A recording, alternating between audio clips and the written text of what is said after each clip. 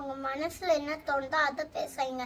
Jesus என்ன பேசுறாங்களோ அதை பேசுங்க. ரொம்ப தனியா ஃபீல் பண்றீங்களா, அப்போ இதை சொல்லுங்க. அவர் உன்னை விட்டு விலகுவதும் இல்லை, உன்னை கைவிடவும் இல்லை. பயந்து போயிட்டீங்களா, அப்போ இதை சொல்லுங்க. காட் என்னோட ஹெல்ப்பர். நான் எதுக்கு பயப்படணும்? மனுஷனுக்கு என்ன செஞ்ச முடியும்? ரொம்ப டயர்ட் ஆயிட்டீங்களா, அப்போ இதை சொல்லுங்க. எனக்கு பெலன் கொடுக்கற கிறிஸ்துனால என்னால எல்லாத்தையும் சொல்ல முடியும். பயப்படாதே, நான் உன் கூட இருக்கிறேன். திகையாயிரே, நான் உன் தேவன். நான் உனக்கு ஸ்ட்ரென்த் தந்து ஹெல்ப் பண்ணுவேன். உன்னை என் கையில தாங்குவேன்.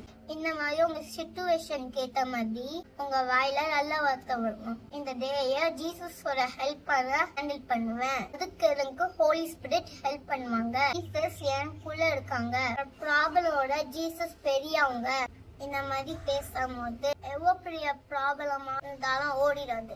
மழை போல பிரச்சனையா இருந்தாலும் போகணும். ஏசு நாமத்தால முன்னாடி போட நான் வெற்றி எடுத்துக்கிறேன், வெற்றி என்னோட இருந்து அப்படின்ட்டு நம்ம வாயை தொடர்ந்து பேசணும். ஏன்னா ப்ராவர்ஸ் 18:21ல பைபிள் சொல்லுதுன்னா, நம்ம நாக்குல தான் எல்லா அதிகாரமும் இருக்கு. நம்ம பேசுற ஒரு வார்த்தைக்கோ பவர் இருக்கு. உங்க பிரெயின் என்ன சொல்லுது அதை பேசுறீங்க. உங்க ஹார்ட் என்ன சொல்லுது அதை பேசுறீங்க. உங்க ஹார்ட்ல கண்டதையும் ஸ்டோர் பண்ணி வைக்கிறீங்க. பேட் புக்ஸ் ரீட் பண்றது, கோஸ்ட் மூவி பாக்குறது, டிவில தேவையில்லாதது பாக்குறது, அப்புறம் ரீல்ஸ் போன்ல கண்டதையும் பாக்குறது. இந்த மாதிரி கண்டதையும் பார்த்து உங்க ஹார்ட்ல ஸ்டஃப் பண்ணுவீங்க. நீங்க என்ன உங்க ஹார்ட்ல ஸ்டஃப் பண்றீங்களோ அதுதான் உங்க வாயில வரும். உங்க ஹார்ட்ல காடோட வேர்டை ஃபில் பண்ணுங்க. அதுக்கப்புறம் உங்க லைஃப் எப்படி மாறுதுன்னு பாருங்க. இந்த வீடியோ உங்களுக்கு திரும்ப ஃபர்ஸ்ட் பாருங்க. Bye bye, God bless you.